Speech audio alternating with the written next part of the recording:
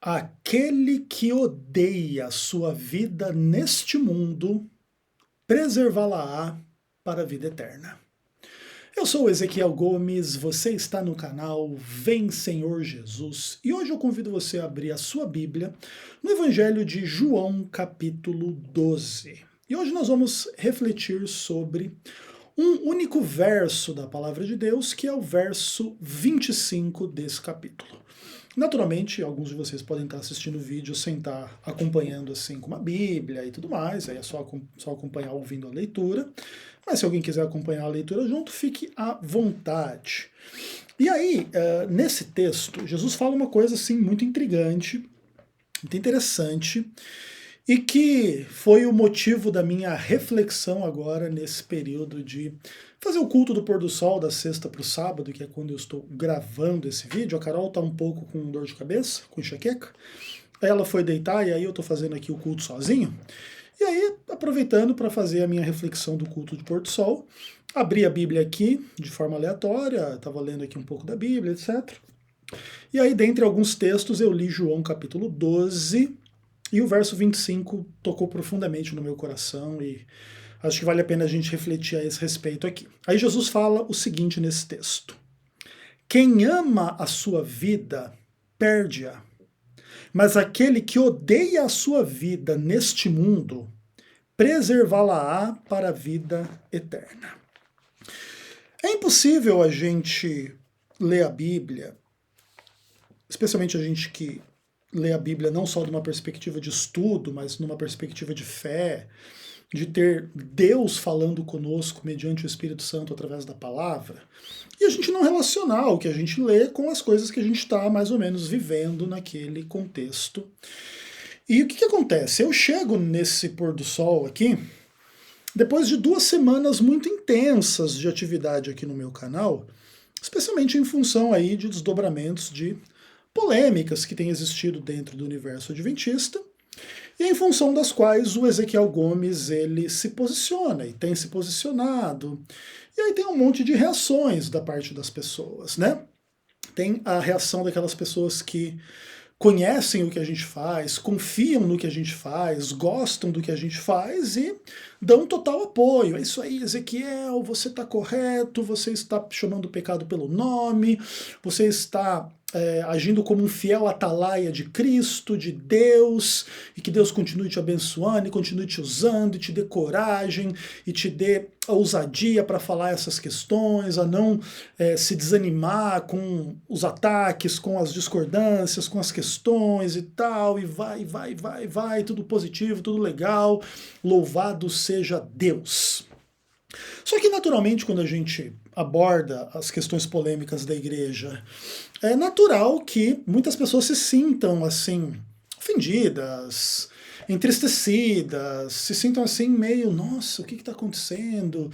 E busquem, né, ver no mensageiro de notícias complicadas e ruins dentro da igreja, o foco, né, do descarregamento dos seus descontentamentos. Então, na verdade, está tudo bem com a igreja, o único problema dela é esse Ezequiel, que é um frustrado, que é um cara do diabo, que é uma pessoa ruim e tudo mais. E aí, tipo assim, quando eu li esse texto, na minha meditação de culto do pôr do sol, Deus falou profundamente comigo e eu gostaria de falar com vocês a respeito desse texto. Então, assim, eu posso comentar um pouco alguns aspectos da minha vida e da minha experiência em relação a esse texto, mas o meu foco é fazer você pensar na sua vida e na sua experiência em relação aos princípios e aos temas trazidos aqui da parte de Jesus Cristo, beleza? E aí, aqui existe uma antítese entre amor e ódio. Só que essa antítese, ela está invertida daquilo que seria a sua lógica mais natural, que basicamente seria o seguinte: se você ama a vida, você vai para a vida eterna. Se você odeia a vida, você vai para a morte, né? Você vai perder a sua vida. Que seria o caminho mais lógico de se dizer, né? Por que um vai para a vida eterna, outro vai para a morte eterna? Porque uma pessoa ama a vida, então ela quer viver eternamente. Outra não ama a vida, ela quer morrer, então ela vai morrer morrer. Basicamente seria essa a lógica linear e natural das coisas. E Jesus fala o exato oposto. Se você ama a sua vida neste mundo, você vai perder, você vai morrer, você vai para o inferno.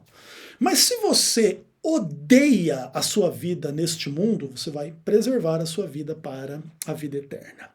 E uma das acusações assim que foi bem recorrente contra mim nesses últimos dias foi de que o Ezequiel Gomes está cheio de ódio. E eu não poderia ficar mais feliz com essa percepção social, porque ela é exatamente o cumprimento daquilo que Jesus fala aqui em João capítulo 12, verso 25. O Ezequiel Gomes é uma pessoa cheia de ódio pela sua vida neste mundo. Por isso, o Ezequiel Gomes é um candidato para preservar a sua vida para a vida eterna, né? Por isso Ezequiel Gomes está indo para o céu. Não quer dizer que o Ezequiel Gomes já chegou no céu. Jesus mesmo vai ensinar nos evangelhos: aquele que perseverar até o fim, esse será salvo. Então, se o Ezequiel continuar perseverando neste ódio, ele vai ter a vida eterna. Naturalmente, entretanto, se daqui até o ponto do Ezequiel morrer, ou fechar a porta da graça e tudo mais, o Ezequiel deixar de odiar a sua vida neste mundo e passar a amar a vida neste mundo, aí de fato o Ezequiel vai pecar contra o Espírito Santo, vai apostatar da fé, vai entregar a sua vida eterna pela vida aqui na terra, vai aproveitar o que ele puder de pecado aqui na terra, depois ele vai morrer, vai ser condenado, vai para o inferno e acabou. Basicamente é isso. Agora, como que você experimenta os princípios presentes nesse texto? Como que você entende esse texto? O que significa amar a vida e perdê-la, ou odiar a sua vida neste mundo e ganhá-la? Como que isso funciona em termos de princípios, em termos de lógicas, em termos de conteúdo real e prático? Então, basicamente é o seguinte: quem tem prazer na vida, quem tem alegria na vida, quem gosta de viver, está totalmente errado. As pessoas corretas são aquelas pessoas que estão praguejando, reclamando da vida e dizendo aí que a vida não vale nada, olha que vida porcaria que é, e esse é o caminho do cristianismo. Não, não é essa a resposta. E nesse aspecto, se revela, assim, uma das questões mais interessantes a respeito da Bíblia, que tem que ver com um caso, assim, que pelo menos eu considero muito curioso, como alguém que estuda a Bíblia, pensa sobre a Bíblia, escreve sobre a Bíblia e etc. De que Jesus é o personagem mais complexo de ser interpretado da palavra de Deus, né? Porque ele é meio que o centro da palavra de Deus e ele revela em si mesmo aquele ser que é Deus e homem, homem sem pecado. Então, por detrás de Cristo está aquele em quem reside todos os tesouros da sabedoria, ele é onisciente, ele conhece a própria natureza humana, por isso, né, diz João capítulo 5, ele não precisa de informações a respeito de ninguém, ele sabia o que as pessoas estavam pensando no momento em que ele estava realizando seus milagres, que ele estava lá na sinagoga, e milhões de situações e tudo mais. Então isso dava a Cristo uma, entre aspas, vantagem estratégica nas suas relações em relação a tudo e todos, que fez com que Jesus pudesse impactar a vida das pessoas ao seu redor de uma forma muito singular, muito extraordinária, né?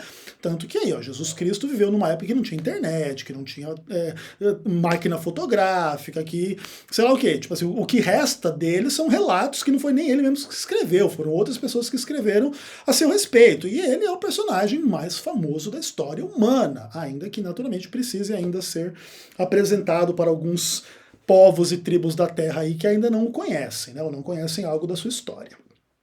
Mas o fato é que, assim, tipo, Jesus era uma pessoa absolutamente extraordinária e não era um ensinador do óbvio, não era um ensinador do politicamente correto, não era um ensinador de trivialidades em função das quais ele simplesmente pregava sensos comuns e, enfim.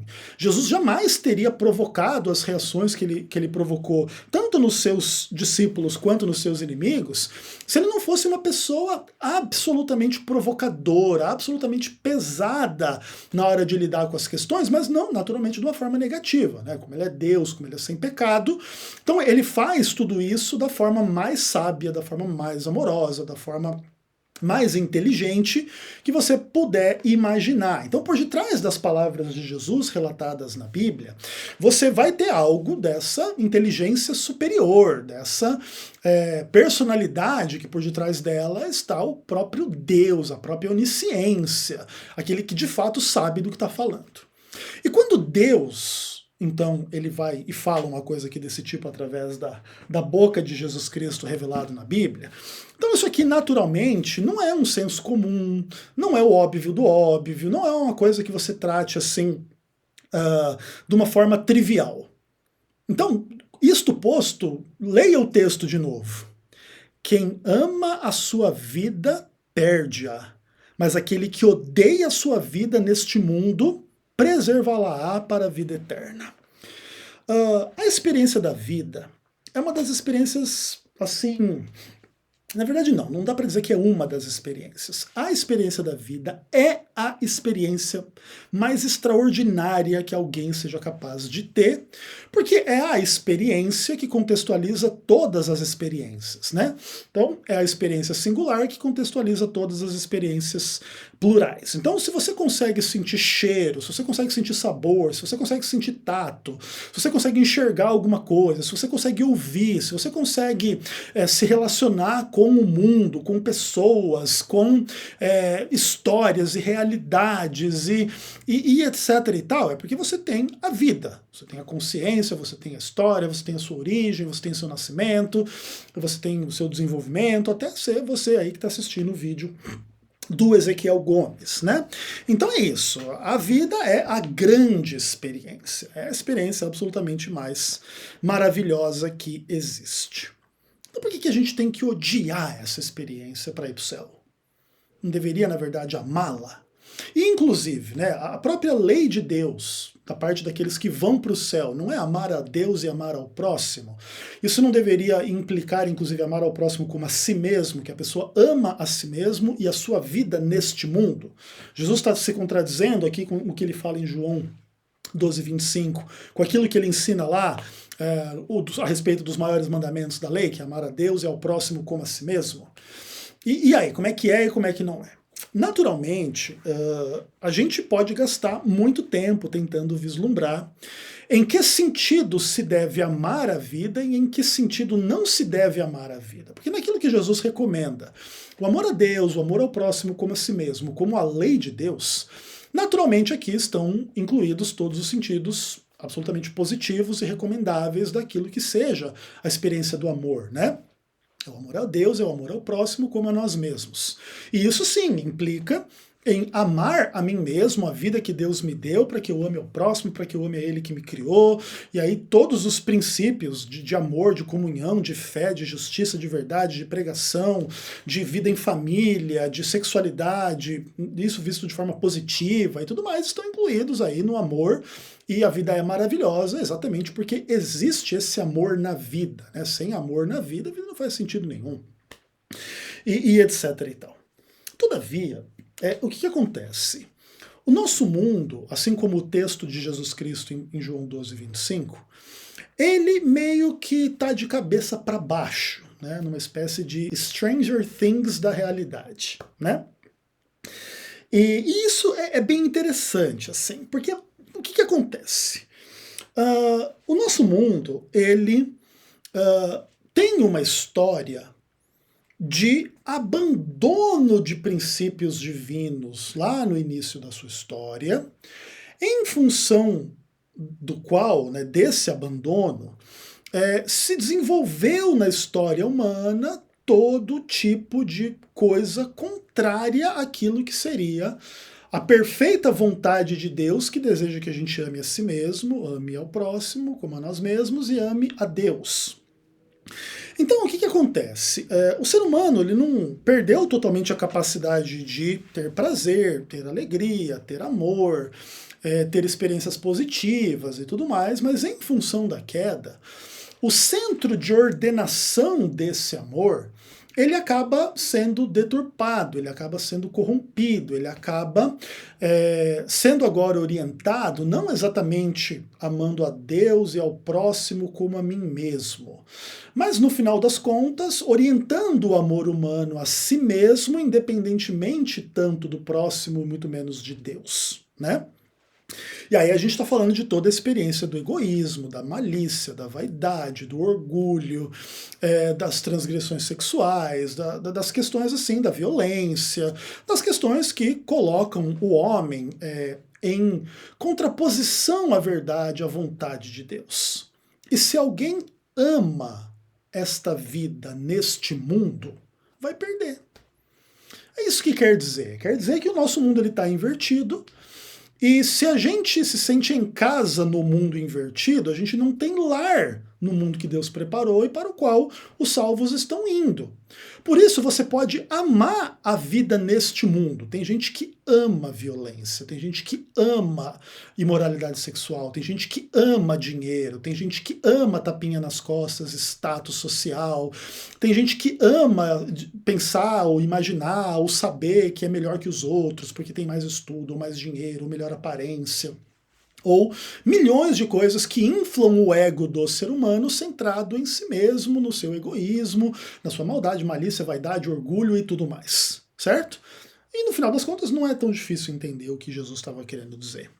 E quando Jesus fala do oposto desse grupo, que é as pessoas que odeiam a sua vida neste mundo para preservar a vida para a vida eterna, eles têm uma experiência muito interessante, assim, né? E eu posso testemunhar algo dessa experiência na minha vida e eu espero que você possa testemunhar algo dessa experiência na sua vida. E basicamente é o seguinte: como a vida é a experiência singular que contextualiza todas as nossas experiências, ela carrega uma coisa assim muito preciosa para nós, que tem que ver com a única coisa que a gente realmente conhece, que é a nossa própria vida. A gente não tem duas vidas, 3, 10, 20, 1 milhão, 200 milhões ou infinitas vidas.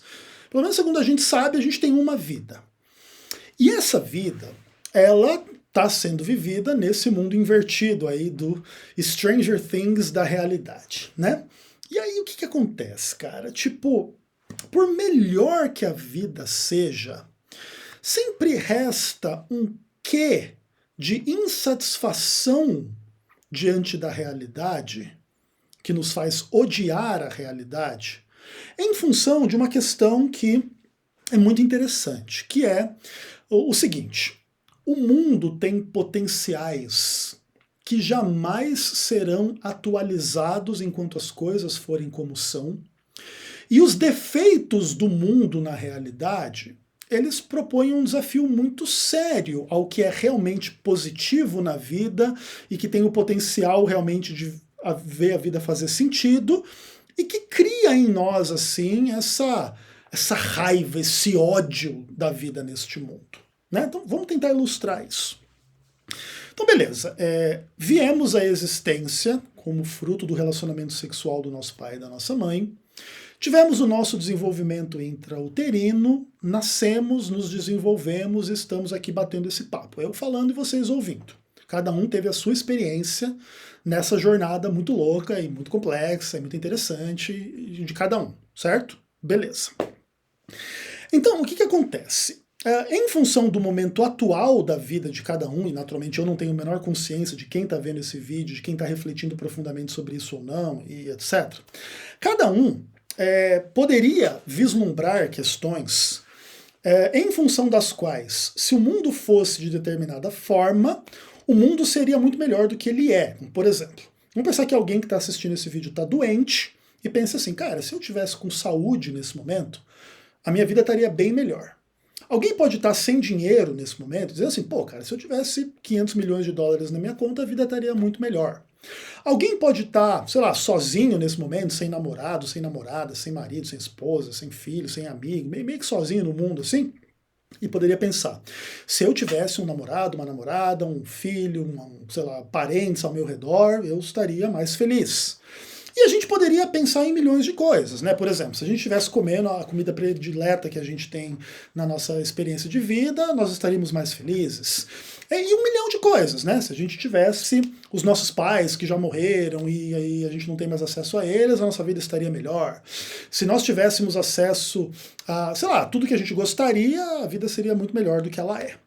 Só que o que acontece? O mundo, ele basicamente é um grande não às nossas melhores e maiores expectativas. Porque o mundo não gira em torno da gente, da nossa experiência e das nossas vontades, e mesmo que a gente tenha muita coisa boa, a gente não tem tudo que quer e gostaria de ter. E em função disso, a gente pode ter o que comer, mas a gente convive num mundo que tem gente que não tem. A gente pode comer a nossa comida predileta, mas 5 minutos depois que acaba de comer, a gente esquece como que realmente era a experiência de comer.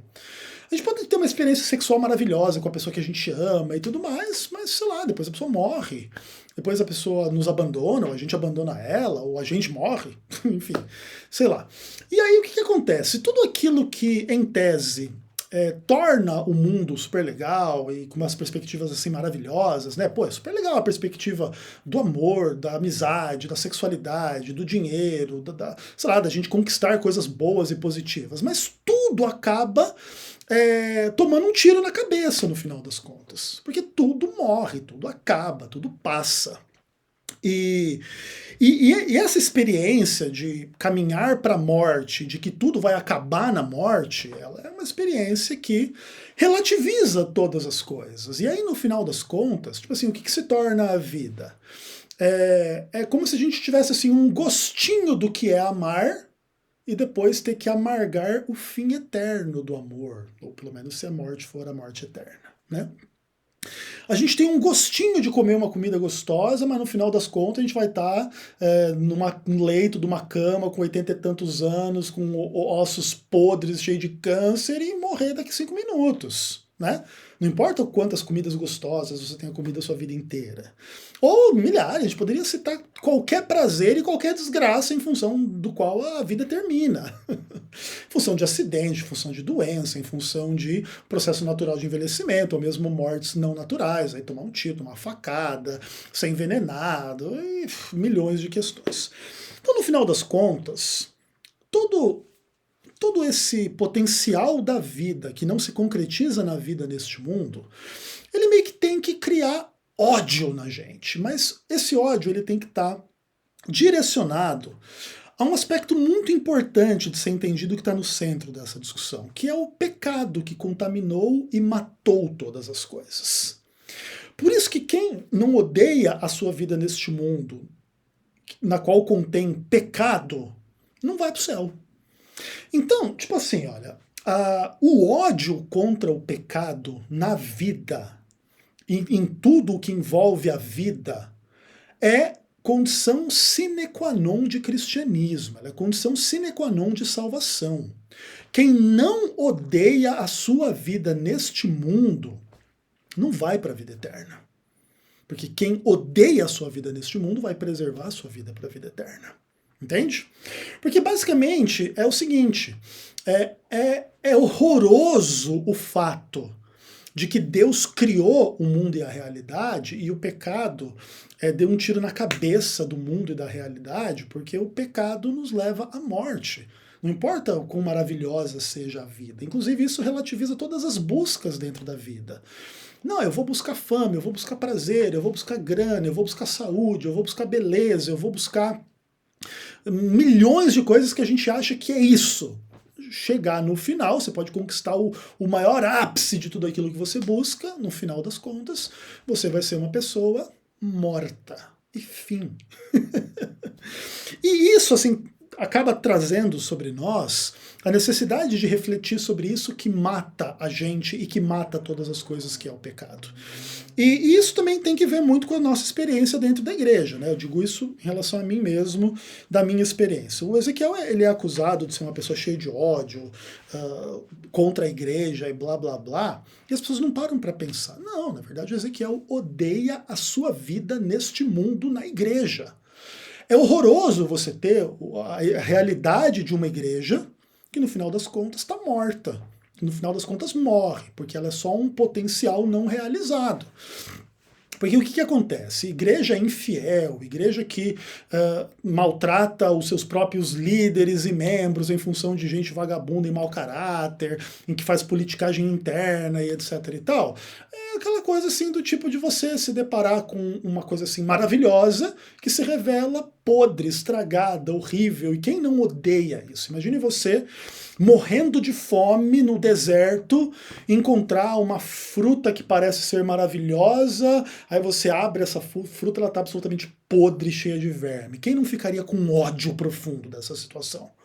Só quem é louco da cabeça. Como Ezequiel não é louco da cabeça, a despeito de algumas pessoas pensarem que ele é, então o Ezequiel odeia a sua vida neste mundo, nesta igreja. Por isso ele, inclusive, se manifesta a esse respeito contra o pecado que matou a igreja, que matou o ministério do Ezequiel, que matou a realidade daquilo que a igreja deveria e poderia ser se não fosse o pecado, né, vamos dizer assim. E claro, eu estou fazendo uma aplicação aqui bem particular em relação à minha experiência, mas e você? Quais são as coisas que você pode avaliar na sua experiência?